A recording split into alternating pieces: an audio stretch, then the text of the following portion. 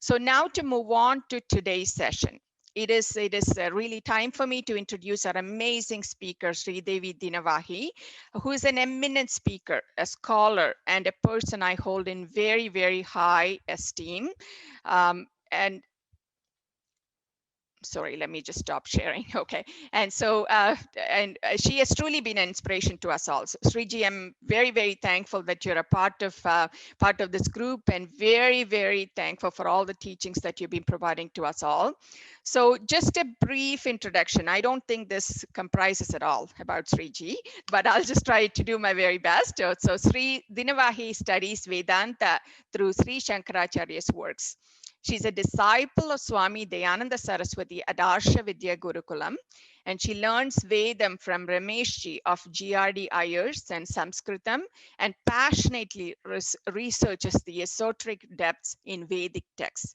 She's a householder and works full-time as a senior executive in marketing. And her topic today is Sakthi Sadhana. So you can take it away, Sriji, please. Namaskaram and thank you. Sarvebhyo namaha. I hope you're able to hear me. Vinitaji, can you just confirm before I start? Yes, we can. Thank you. Yes. Yeah. I'll start sharing my screen.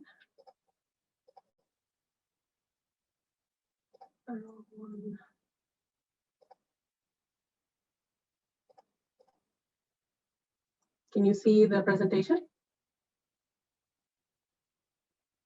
Yes, we can, Sriji. Thank you.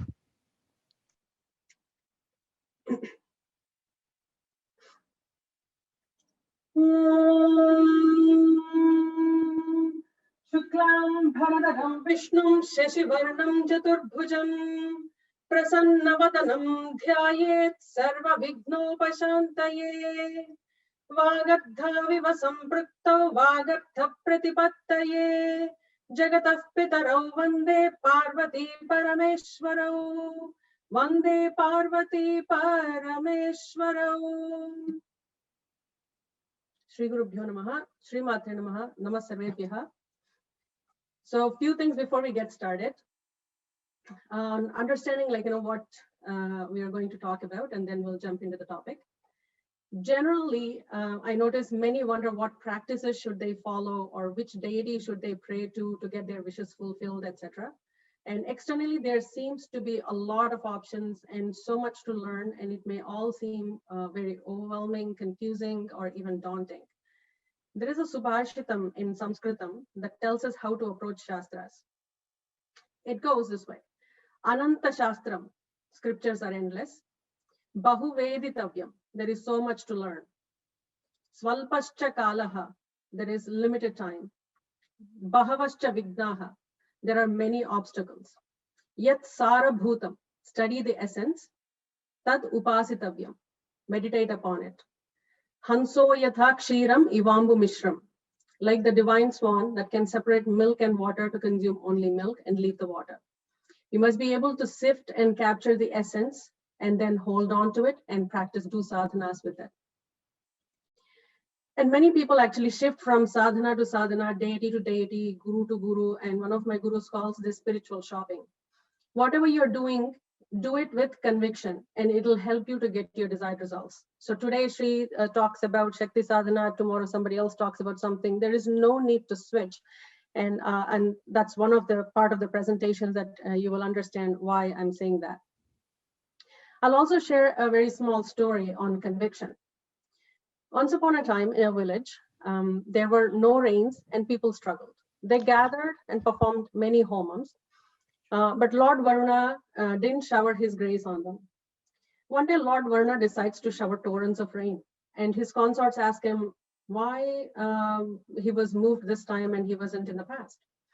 He points to a man who brought his umbrella with him. Varuna says, so far people have performed homams, but they did not fully trust that it would rain that day. I am moved by this one person and his conviction, therefore I have to make it true for him. So in essence, what I'm trying to come across is like your conviction in what you do is the most important. So it's not necessary to shift into different sadhanas. And and the other part that I wanted to share is I primarily study a combination of a few things: Vedanta, Sriji, I'm sorry to interrupt. The slides are not moving. Is it meant to be that way, or? Correct. Yeah, yeah. Okay, this is like the introductory part, and okay, I'm sorry. I just wanted to make sure. Thank you. Thank you, Vinitaji. So I study a combination of Vedanta, the Karma Kanda part of Veda, Tantra, and the theory of Yoga Sadhana. And as I dig deeper into each of these dimensions of study, the essence remains precisely the same. Seemingly contradictory statements get very simply resolved. So what I'm going to present to you today is this very essence, but from the lens of Divine Mother's worship. I could have chosen any other dimension and could use the same presentation. But since we are celebrating women through GTOB's Vichara Dasakam, I thought it would be nice to have that connection with, to learn about Mother Goddess. So let's get started. Sorry. Technology.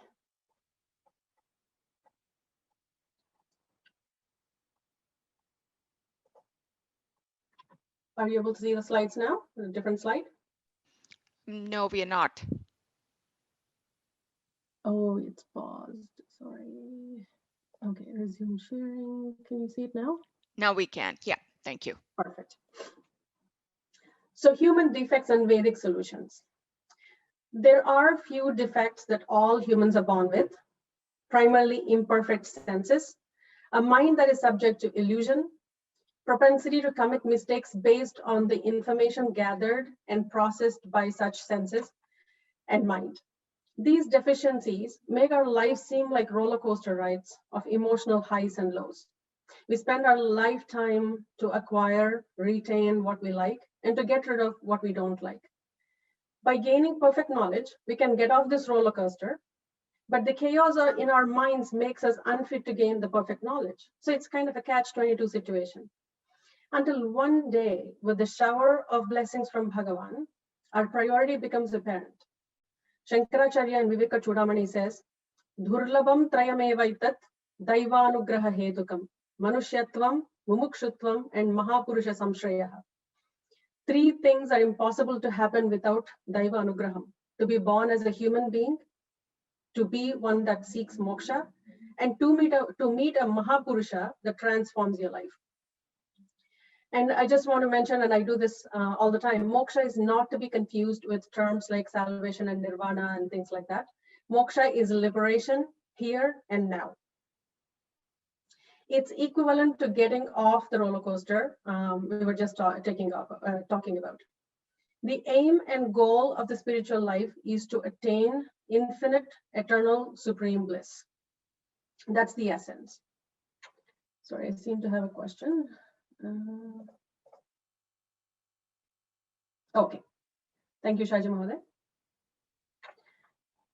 And in order to gain this infinite, supreme bliss, we accept Veda as the pramana, the instrument of knowledge in this journey.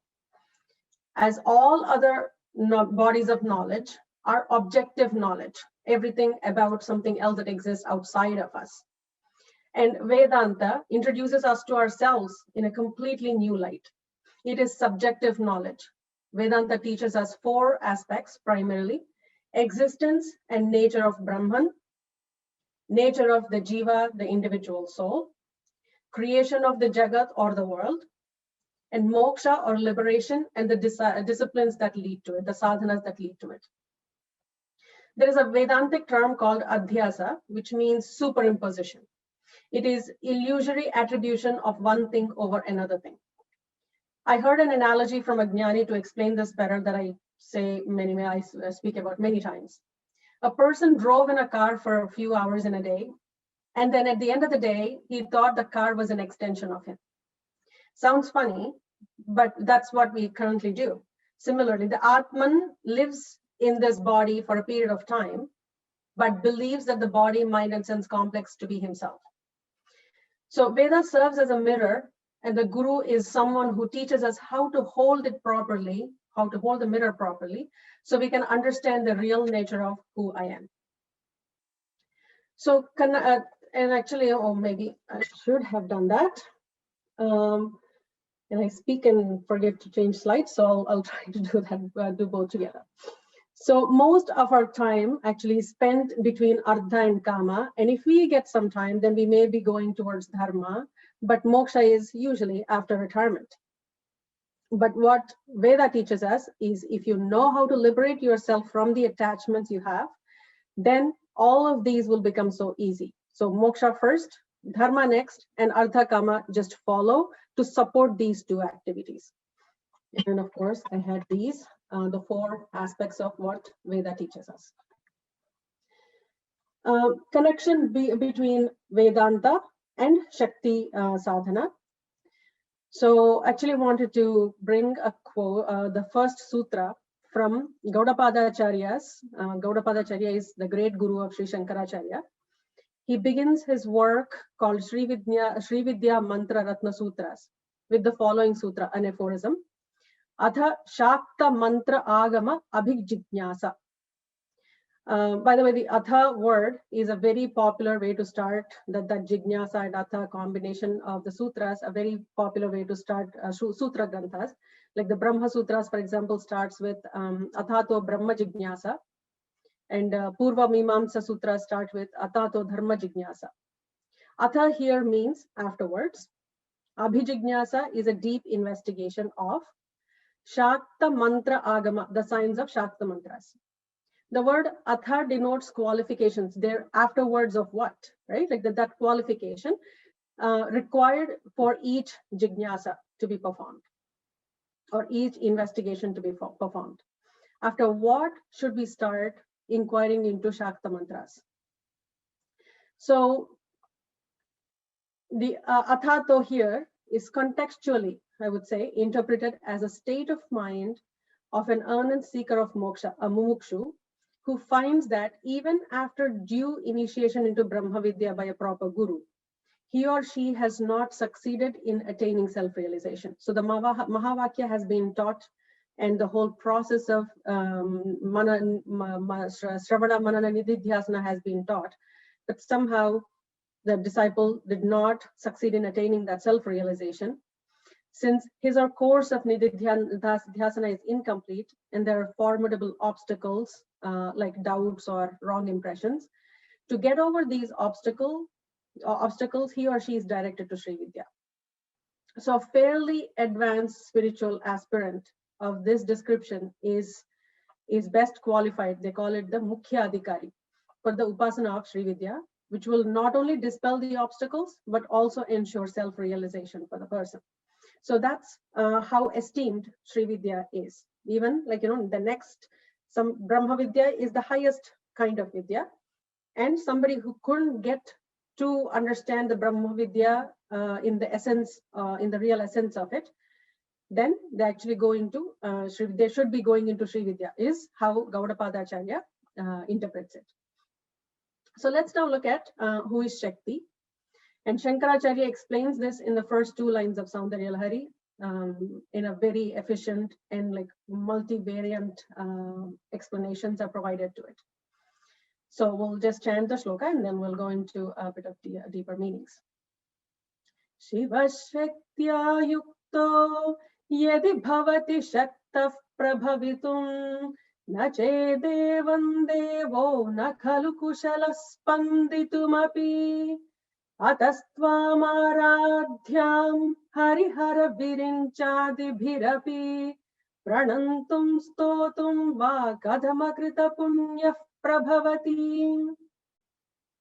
In this shloka, Shankaracharya explains the oneness of Shiva and Shakti.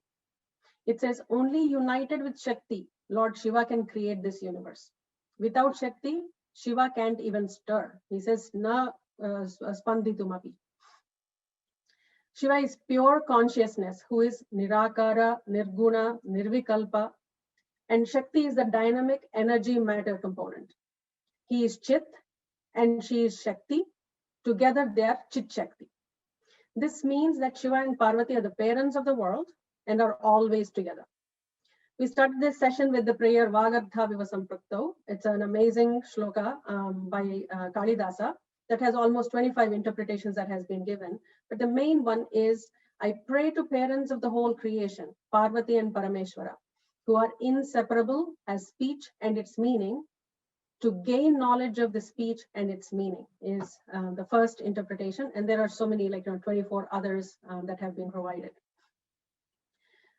So thinking about, I remember once a very learned gentleman, I'll insist on that, very learned gentleman, said to me that Shakta tradition emerged as a result of a feminine movement. This is not true. Shakta worship was quite prevalent in Vedic period, and I've done quite a bit of research on that. In all the 4 Vedas, we have Devi-related suktams like Devi Suktam, Sri Suktam, Durga Suktam, Sri Saraswati Suktam, Medha Suktam, Devi Atharva Shirsham. We have Puranas, Devi Bhagavata Purana, Markandeya Purana, which is where Devi Mahatmya is from, Brahmanda Purana, Skanda Purana, Kalika Purana, and other Puranas. Upanishads, there are very specific Shakta Upanishads like Tripura Upanishad, Saubhagya Lakshmi Upanishad, Saraswati Rahasyam, Tripura Tapini Upanishad, Devi Upanishad, Bhavana Upanishad, and Sita Upanishad. In Yoga Upanishads also, there is a lot of reference to mother, especially as in her Kundalini form. So Nada Bindu, Tejo Bindu, Yoga Kundalini Upanishad, Hamsa Upanishad, Yoga Chudamani Upanishad are some of the examples. And in Tantras, there are many, many, many Tantras. A few to name like Dashamaha Vidyas, each have Tantra. Kali Tantra, Sri Vidya Tantram, Kamala Tantram, Rudra Yamala Tantram, Nitya Shodashikarnava Tantra. There are quite a few of tantras that have been provided, and this forms the knowledge base for us to follow Shakti Upasana. So moving to the creation and the concept of creation in the Vedas. Ishvara manifested the universe by mere sankalpa, and Ichha Matram Prabho Srishtihi. And it just comes in many other suktams, like even Purusha Suktam. There is an aspect of how creation manifested.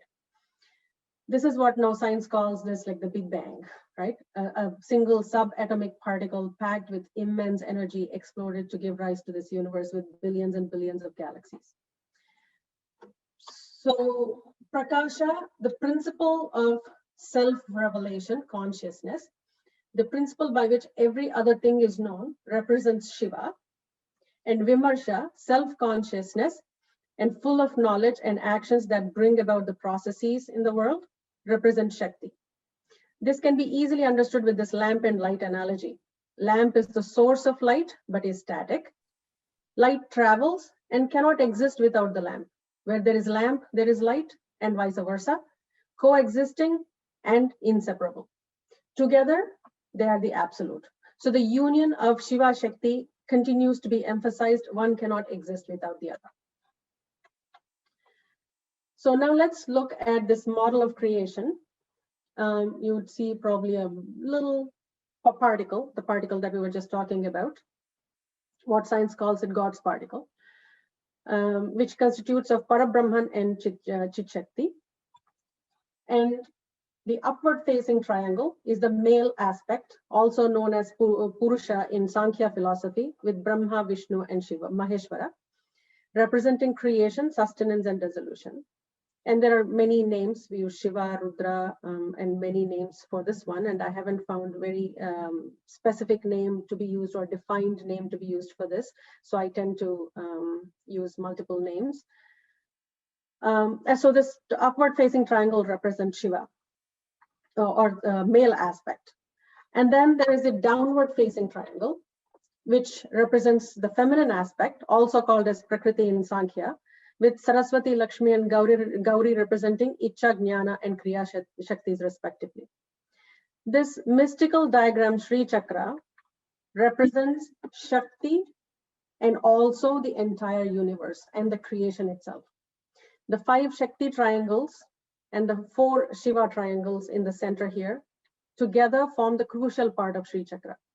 So without Shakti and Shiva triangles, the Sri Chakra cannot be constructed. So Tantra recognizes the Pratyak Bhinnatvam is the term, the unity of creator and the creation. This perhaps is the reason why Sri Chakra is called as the Sri Chakra Rajam, right? Like every deity has a chakra and a mantra and a tantra. but Sri Chakram very specifically is called as the Sri Chakrarajam, Chakraraja Radharuda Sarvayudha Parishkrita from Lalita Sahasram. So understanding, like, this is how from the center of where the God's particle, the whole universe has created, expanded into a universe. And if somebody wants to trace back towards that moksha to reach Shiva, then they have to reverse engineer this process and go towards the center of the chakra. That is called the Bindu. Now let's look at another Swarupam of Mother and Shiva and Shakti both.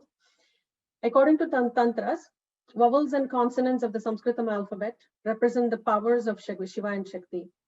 So vowels for Shakti and consonants for Shiva. Only by combining, the other way, vowels for Shiva and consonant for Shakti, apologies. Only by combining vowels and consonants, a word can be uttered. So Lord Shiva and Sridevi are intricately connected in each and every word we utter. Another form is Kundalini. Shiva is taken as the individual self, Jiva, by rearranging the words in the 2 lines of Saundarya Lahari, the shloka that we were just reading. Shivaha yadi shaktya yuktaha syat, tarhi prabhavitum shaktaha bhavati. Only by being united with the awakened Mother Kundalini Shakti, one will be able to evolve spiritually, is how that interpretation works. Nachaitevam devo na khalu kushala spanditumapi. Otherwise, we cannot even progress in the spiritual path. And another very important aspect is Guru. With the same rearrangement of the words in that shloka, another meaning is extracted. Only by uniting with Sadguru Shakti, grace of the Guru, we can evolve spiritually. Otherwise, we cannot even move to make any progress on the spiritual path because of ignorance. The grace of the Guru eliminates our ignorance to help us identify and realize the universal self within ourselves. So this shloka mandates the necessity of a Guru for spiritual realization. And even that Guru component has a different meaning too. Only by uniting with Shakti, Sadguru is able to even become the source of grace to awaken Mother Kundalini. That's when she'll start moving towards Sahasrara to meet her Lord Shiva. Now that we have learned about that, I want to talk a little bit about Shanmatas and Panchayatanam and how this unison of all the different traditions, all what seemingly confusing and contradictory statements and traditions, all are merged together in a very beautiful cohesion. I'd like to credit this image to BhagavadGitaUSA.com. It's a beautiful image. I couldn't find a better one, and I tried to make one. It did not work in the short amount of time that I had. We Smartas follow Shanmatas. Ganapatyam, where primary deity is Ganapati. Shauryam, where primary deity is Surya. Skandam, primary deity being Skanda or Subramanya. Vaishnavam, primary deity is Vishnu. Shaivam, primary deity being Shiva. And Shakteyam, which is primary deity is Mother. So whoever may be the principal deity in all of these different traditions, all the other deities are prayed to and during these pujas. So Shankaracharya provided us with these arrangements that you're seeing on the screen. In Shakti Sadhana, we follow Devi Panchayatanam. We call it Devi Panchayatanam or Ambika Panchayatanam. So if you notice this, Devi is at the center. I don't know if you're able to see my mouse moving. So Devi is at the center. So that's where Shiva is located, Ganapati, Surya, and Vishnu. In Vishnu-centric or Vishnu Panchayatanam, Ganapati, Surya, Devi, and Shiva. Similarly, if you take Ganapatyam, center stage would be for Ganapati with Shiva, Surya, Devi, and Vishnu. I follow a different kind of arrangement, and I have not been able to understand why this image has a different version, if there is a different parampara. In my parampara, Devi is at the center, Ganapati is here on the bottom right, Surya is on bottom left, Vishnu is on top left, and Shiva is on top right. Now that we understood that part, now let's look at Dasha Mahavidyas. Within Shakteyam, there are tantras available to worship various forms of mother, out of which the Dasha Mahavidyas are more popular and like more well known. And I don't know a lot of these. I kind of have some idea of 3 of the 10 and haven't had a chance to work on the others, even to get to know them yet. And wanted to talk about Sri Vidya very specifically. So I'll just go back to this image. So this image is Lalita Mahatripura Sundari, and that is Sri Vidya. And this is Kamala Tantram. So I'll just go to Sri Vidya very specifically, and we'll talk about that. This image is from Devipuram. This is how Guruji Amritananda from Devipuram wanted to construct his Sri Chakra temple, where you see there. Sri Vidya is a worship of Mother Lalita Mahatripura Sundari. To what I understand, it is the most popular, quite sophisticated, thanks to the library of literature available to us. In Sri Vidya, Lalita is the ultimate reality. She is transcendental and immanent, basically existing beyond what's known and also within what's known, what we see. Lalita Sahasranamam is highly esoteric scripture, hence called as the Rahasya Stotram, and reveals many dimensions and secrets about Mother and her worship. So in this one, so just a little concept about Manidvipam, or the Dvipam of jewels. The Divine Mother is located on the central pinnacle of Sumeru mountain, Sumeru Madhya Shringasta. In the middle of the ocean of nectar, Sudha Sagara Madhyasta, on an island of gems called Manidvipam, on which is her city called Srimannagara Nayika, which has 25 enclosures with gardens, divine trees, doors of solar and lunar radiance, and various deities. Mahapadmatavi Samstha, Kadamba Vanavasini are some of the examples. It doesn't list all the 25 enclosures, but there is a study on all the 25 enclosures for another day. On that island is a house made of Chintamani's, wish-fulfilling precious stones. Chintamani Grihantastha. Devi is seated on the throne with Pancha Brahmas as a supporting pillars and plank, Pancha Brahmasana Sthita. The entire Srinagara has a microcosmic manifestation in the human body, just as it has the macrocosmic manifestation in the universe, and is symbolically worshipped in the Sri Chakra Puja. So here you would notice that plank, who is Shiva, and the Pancha Brahmas are the supporting pillars of the throne. Now let's look at 3 dimensions to her worship. Mantra Sanketaha, Chakra Sanketaha, and Puja Sanketaha is what they are called. Mantra takes the place of the Mahavakya Shravanam, which is like, the Tattvamasi, just, I won't go into what is Mahavakya, assuming everybody knows what it is. So mantra represents Mahavakya Shravanam. Chakra Sanketaha stands for the Mananam, the cognition of it. It represents an introspective mind, and with the Avarana Devatas in the enclosures as modifications of those of the mind, like the Vrittis. And Puja stands for Nididhyasana, constant meditation, and Savikalpa Samadhi, which is the cognitive absorption of what we have studied. Going into different types of sadhanas available. I won't speak to all of these, but just a sample of them. Nyasa means relinquish or to implant. So there are 2 meanings to it. The esoteric significance of Nyasa is the relinquishment of Upasaka's idea of Anatman, that this body is me or this sense organs is me. So that Upasaka's idea of Anatman in his body, and implanting the idea of its being Shiva, who is no other than Chit Shakti. It's that Shivoham concept that gets integrated into the body due to Nyasa. It serves as a purificatory process. Then Upacharas. We primarily perform 16 Upacharas in most of the major pujas, the Shodashopachara puja, like 16 offerings called invocation, Dhyanam, Avahanam, Asanam, Padyam, Arghyam, Snanam, Vastram, etc.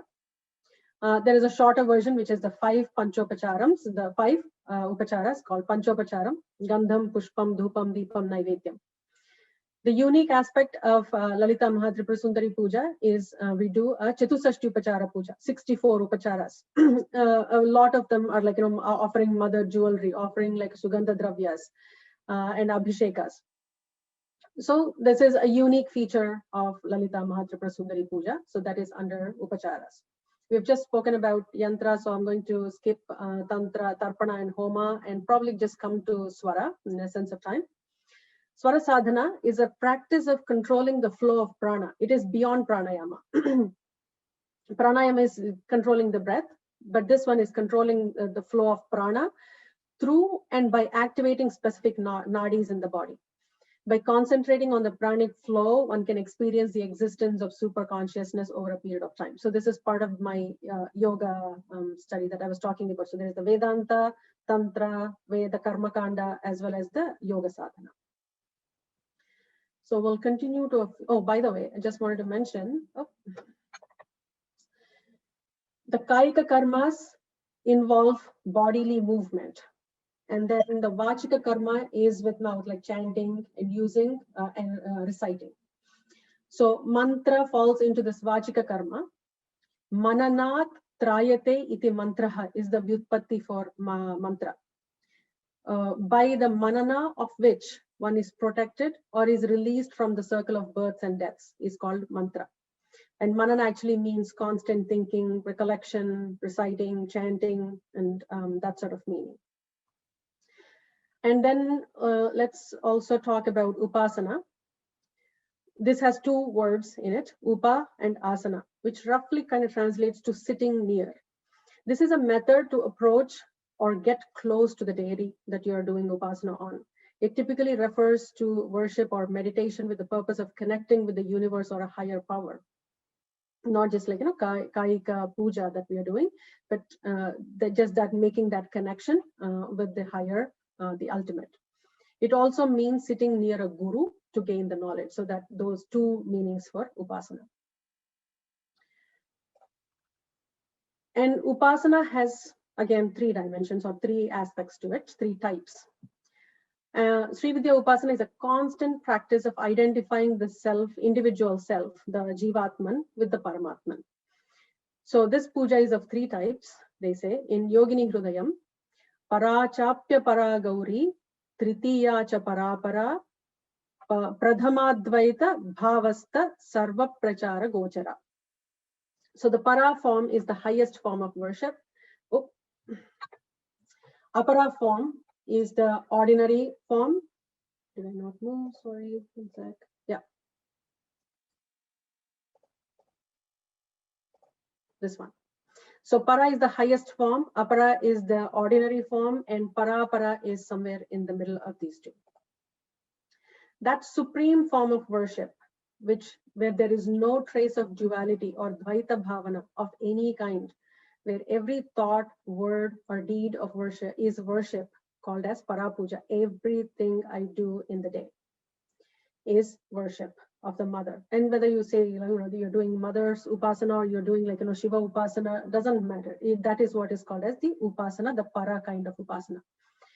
And on that variety, on the other hand, where there is no trace of duality, non-duality, Advaita Bhavana is not there, and the worshipper adores an external chakra or image or some avalambana and an image as a distinct from himself is the apara puja.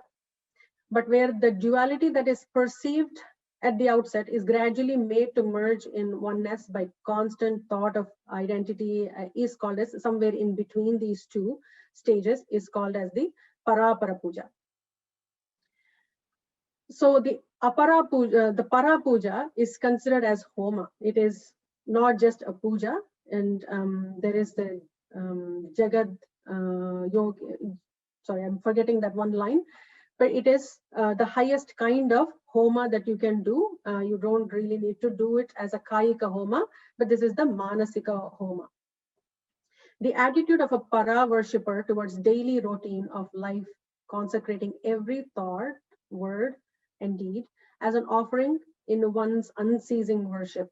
Not only this, he should also be able to see the immanence and continuity of Brahman in all the beings, Panchabhutas, and everything that is in existence.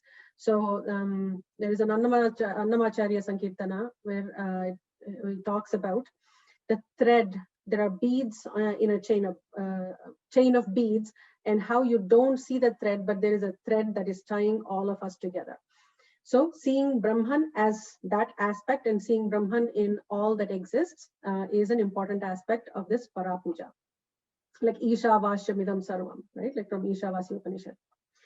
This is a form of puja where the jiva dedicates to the deity whatever comes within the range of his senses as objects of enjoyment, and himself remain detached from them. Detachment is an extremely important concept.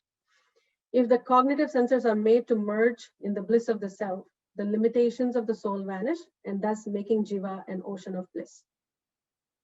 There is a very specific, beautiful term. Let's see if I can move the slide. Yeah, it's called as Ritambara Prajna. Ritambara Tatra Prajna is how Patanjali defines that shloka, that sutra, that aphorism.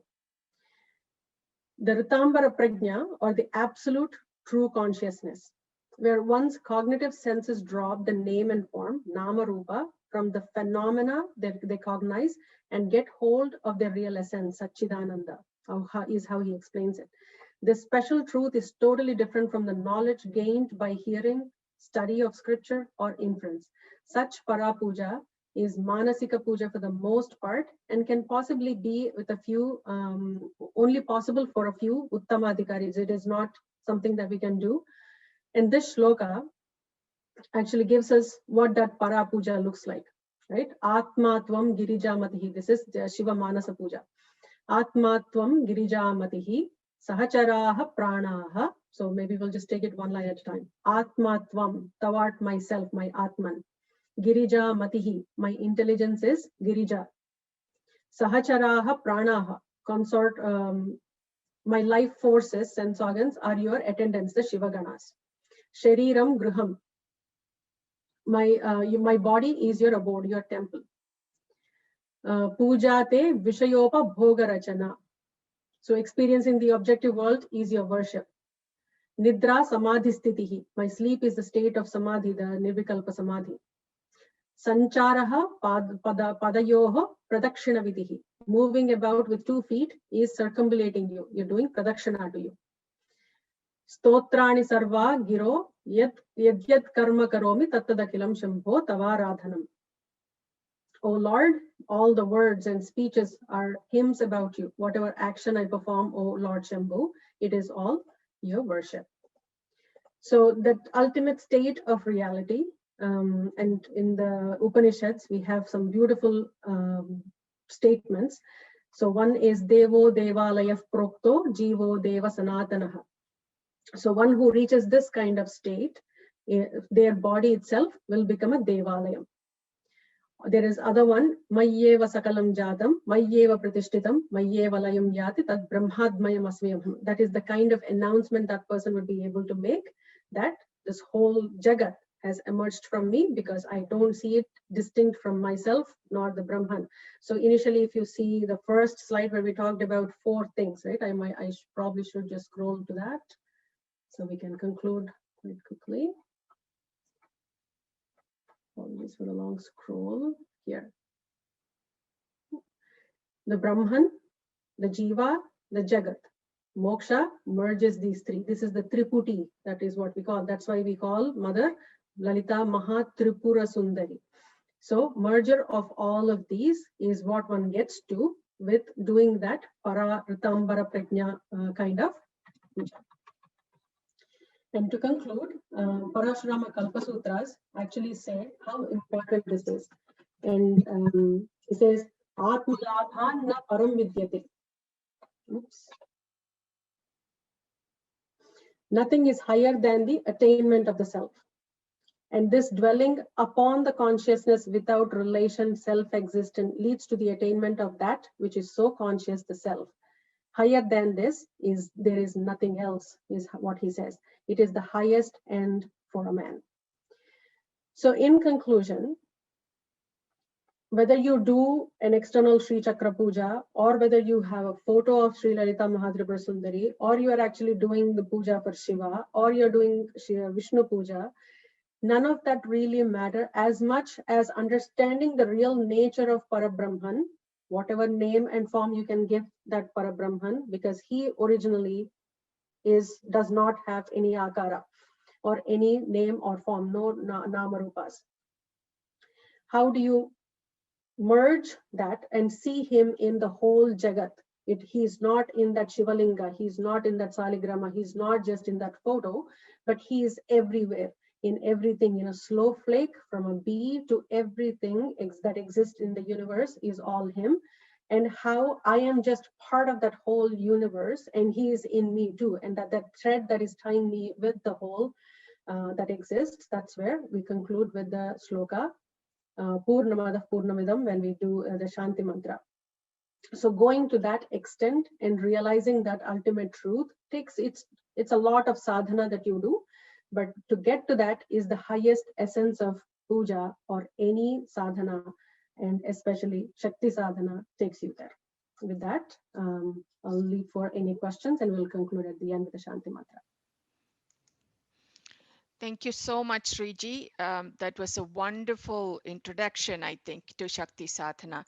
I guess this information is enough to keep us thinking and learning for the rest of our lives, pretty much. There is so much information there. I mean, the philosophy, the whole culture and philosophy behind Sanatana Dharma has been fascinating, and the symbolic nature of our philosophy unfortunately got lost for many, many years. Exactly. I am so glad to have you as a teacher and have many, many wonderful teachers come from our community in different countries to teach us on this now, because we all have kind of missed out. And I hope the next generation won't have to go through that.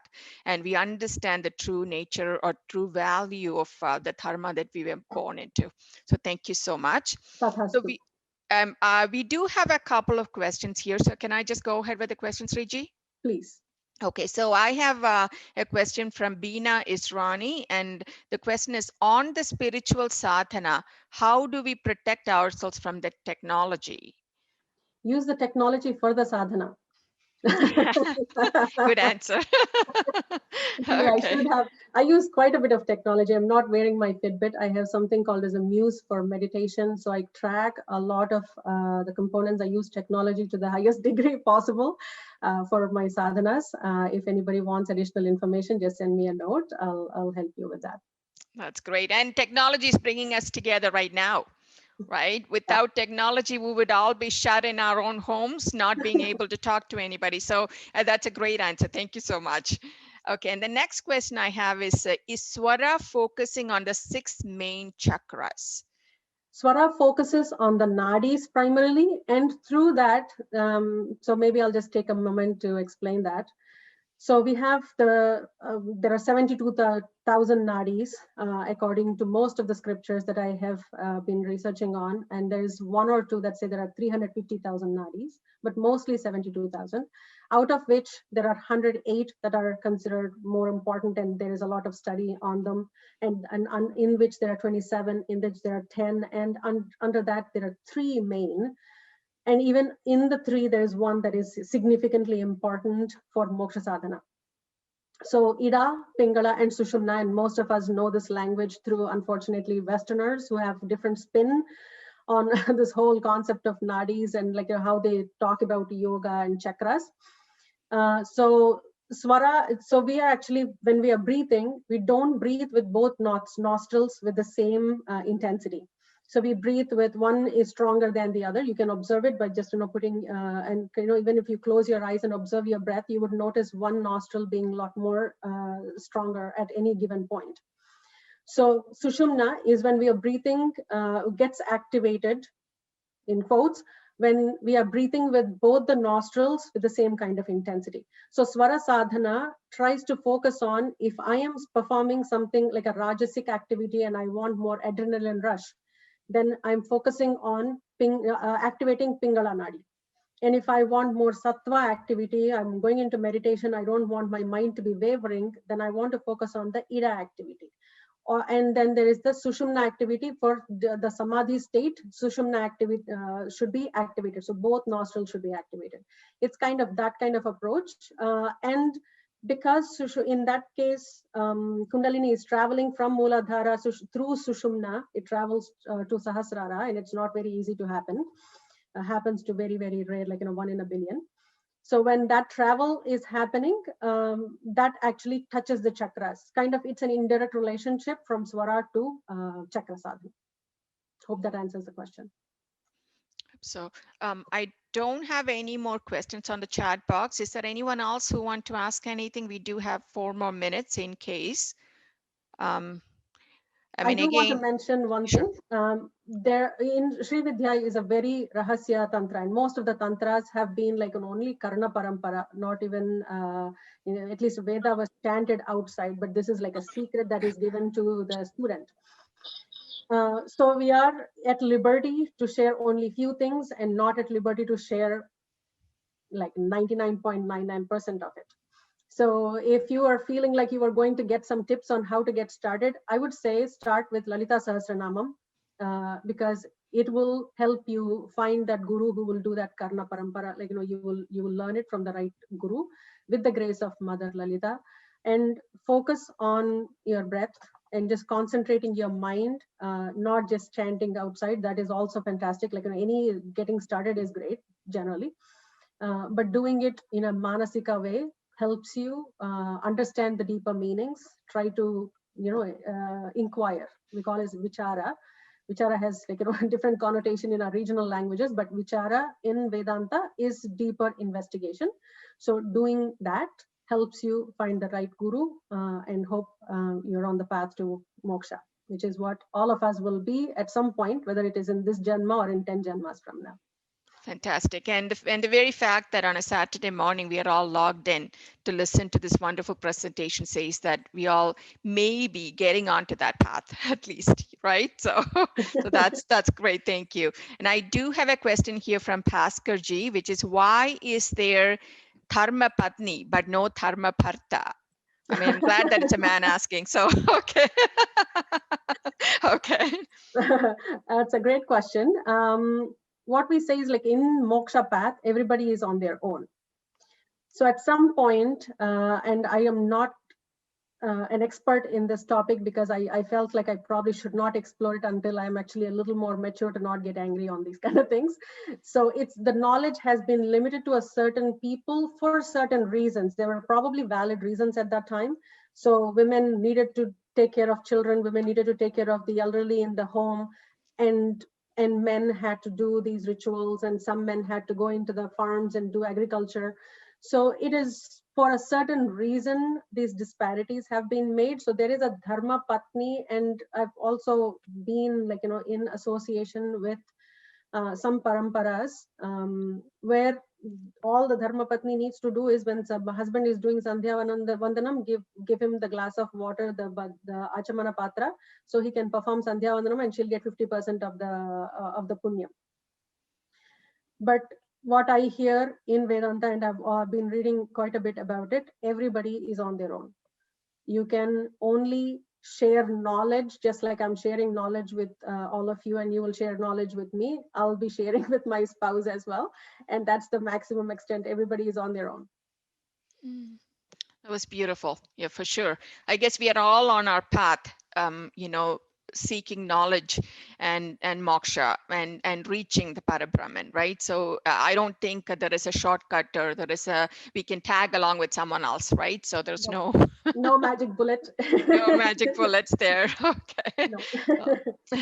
Okay, thank you so much, Sriji. We are running out of time here, and there's a lot of requests on the chat here asking for more of these sessions.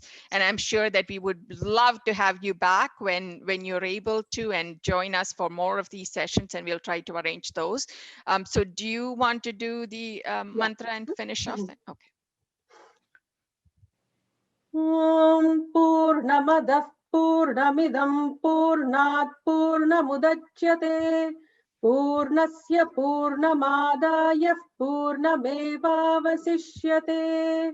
Om Shanti Shanti Shanti.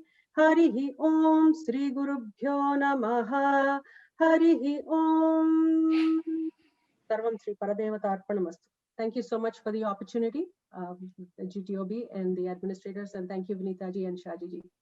Thank you so much, Sriji, and thank you to everyone who joined us today, and have a wonderful rest of the day and the weekend. Thank you.